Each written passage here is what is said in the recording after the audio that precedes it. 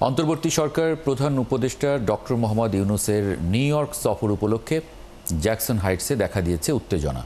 রবিবার সন্ধ্যার পর এলাকাটিতে অবস্থান নেয় বিএনপি ও আওয়ামী লীগের সমর্থকরা। উত্তেজনা ছড়িয়ে পড়ে বাঙালি অধ্যুষিত এলাকাটিতে। যুক্তরাষ্ট্র থেকে বিস্তারিত জানাচ্ছেন সহকর্মী তোফাজ্জল লিটন। নিউ ইয়র্কের বাঙালি অধ্যুষিত এলাকা জ্যাকসন হাইটসে রবিবার সন্ধ্যার পর মুখোমুখি অবস্থান নেয় আওয়ামী লীগ ও বিএনপি সমর্থকরা। স্লোগান পাল্টা স্লোগানে উত্তাল হয়ে ওঠে এলাকাটি। ডাইভার্সিটি প্লাজায় একই সাথে সমাবেশ করে দল দুটির সমর্থকরা।